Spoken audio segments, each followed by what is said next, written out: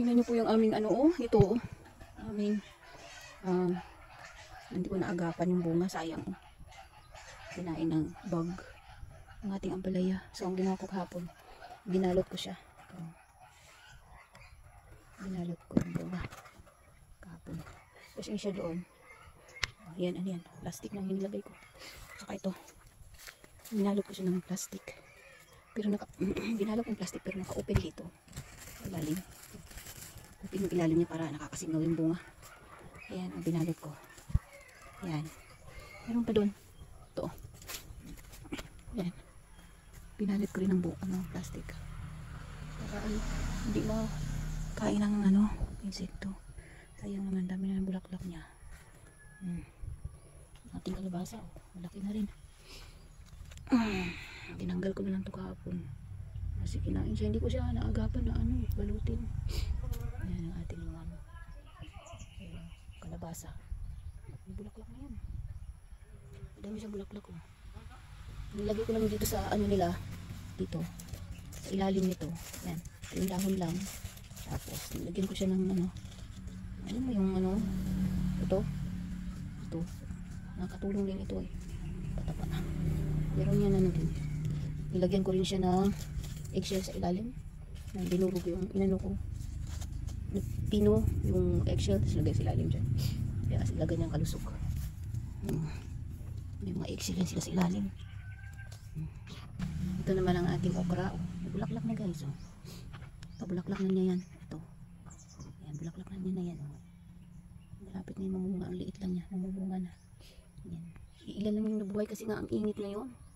Iba kasi yung ulan talaga. Yung tubig ulan. Iwan ko parang mas maganda yung tubo nila kapag tubig ulan yung ano, pinagdidilig. Or pag nababasa sila ng ulan. Ito. Pwede na ito itanim ulit. Sa luyot ito guys. Oh. Dami ng bunga. Hintay pa tayo ng ilang araw. Ito pwede na ito itanim. Bubuka ito eh. Yan. Yan lang ang ating morning routine. Araw-araw yan. Check ng mga halaman. Ating mga gulay. Didiligan. Yan guys. Dito naman tayo sa ating mga caladium. Nung nasa paso sila, hindi sila ano, hindi maganda yung tubo nila. Iba talaga yung direct sila sa lupa. Oh. Ganda ng gusto ko nito kasi ibang hindi siya namumulaklak pero ang ganda ng dahon pa lamang para na siyang bulaklak. Yan. Iba-iba yan sila. Yung iba hindi pa tumubo. Padami ito eh. Kasi nga nung tinanim ko sila sa kaang, sa kaang in Bisaya. Paso, hindi sila na ano, hindi maganda yung tubo. Tingnan mo ito pati. Ang liit. O ngayon, nagsisimula silang lumago dahil dinirect ko na sila sa lupa. Tingnan mo. Hintay pa tayo ng mga ilang araw. Tapos may pataba yan na ano, manure, cow manure.